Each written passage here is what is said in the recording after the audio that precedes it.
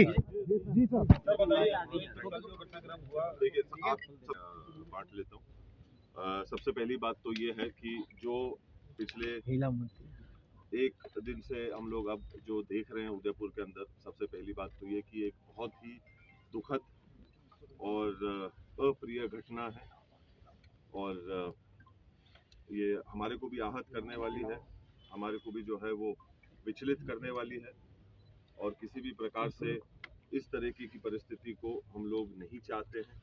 ना हमारा कोई इस प्रकार का उद्देश्य है, ना हमारा इस प्रकार से कोई सोच है कि जो हालात बने हुए कितने सैकड़ों लोग जो हैं इसकी वजह से एक घमंड और गुरूर की वजह से जो है वो चूर हो रहे हैं और परेशान हो रहे हैं। जो बाहर से लोग आ रहे हैं, जो नाम उदयपुर का जो है वो खराब हो रहा है, इन चीज़ों को सड़कों के ऊपर आकर इस प्रकार से जो है इसका समाधान निकालने का ये कोई तरीका नहीं है।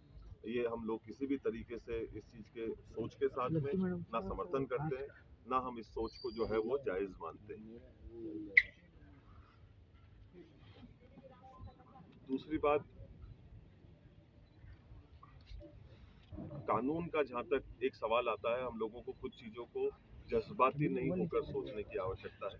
हर चीज़ों के अंदर जज्बातों के अंदर बह के बिना सच्चाई जाने अफवाहें उड़ाकर उस प्रकार से उसके ऊपर दूसरे लोगों को गुमराह करके उसके ऊपर हम लोग काम करें और इस प्रकार से एक शक्ति प्रदर्शन का जो है वो हम माहौल बनाने का एक प्रयास करें, असौहार्दपूर्ण माहौल बनाने का हम लोग प्रयास करें, ये बिल्कुल भी जो है वो ठीक नहीं है।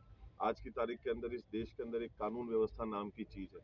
मुझे नहीं पता कि उदयपुर में वो अभी है या नहीं, क्योंकि अभी जो हमारे साथ में हुआ, सबसे पहले तो मैं ये पूछना चाहता हूँ कि इतनी फोर्स होने के बावजूद भी वहाँ पर जिस प्रकार की घटनाएं घटी, मेरा ये सवाल है सरकार से और प्रशासन से कि क्या हम हकीकत के अंदर कानून को लागू करना चाहते हैं क्या, या कि कोई सरकार का सदस्य है या सरकार के किसी पद के ऊपर बैठे हुए जो व्यक्ति हैं, कानून केवल और केवल उनके लिए काम करेगा, एक आम नागरिक के लिए जिसके पास में संविधान की सुरक्षा मिलती है कि भाई कानून सबके ऊपर जो है वो बराबर तरीके से लागू होगा और उनकी सुरक्षा है।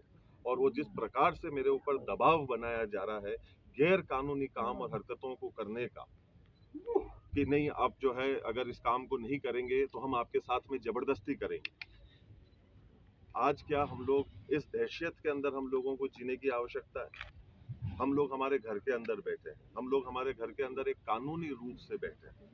अगर किसी को भी कोई भी किसी भी प्रकार की आपत्ति हो तो वो कानून के दरवाजे, अदालत के दरवाजे कानून के माध्यम से जो है वो खटखटा सकता है, उनसे जाकर जो है वो सवाल पूछ सकता है। पर यहाँ जिस प्रकार से जो चीज हमने कल देखी और जिस प्रकार से पुलिस ने कुछ चीजों की खुली छूट दी, मतलब वो वाकई में एक निंदनीय और बहुत ही दुखदायी परिस्थिति थी।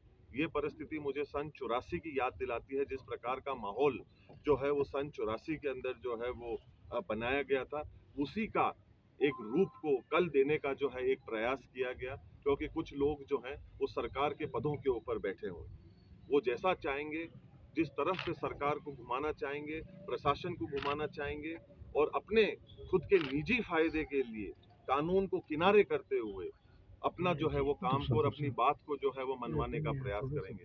ये कहाँ का नियम? ये देश, हमारे को पूरा विश्वास है कि कानून पे चलता है, एक व्यवस्था पे चलता है।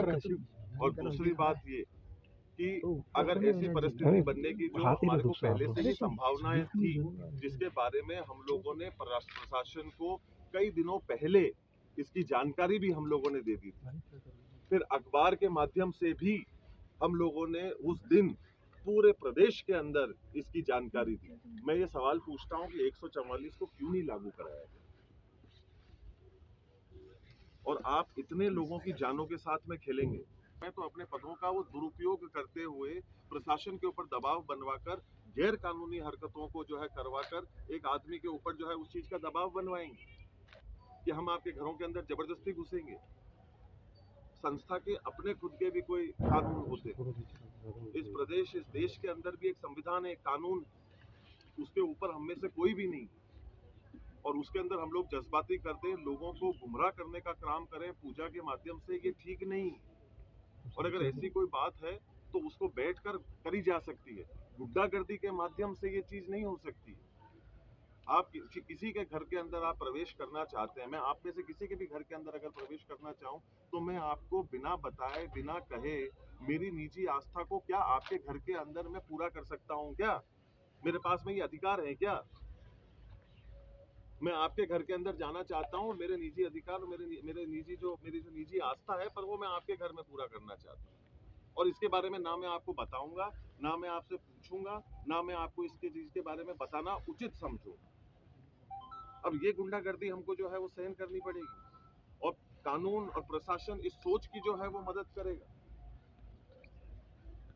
तो कहीं ना कहीं हम लोगों को ये दर्दनाक हादसे, और इसको 40 साल पहले इन चीजों का सामना करा हुआ है, वो लोग मरते मरते बचे हैं इन चीजों को लेकर।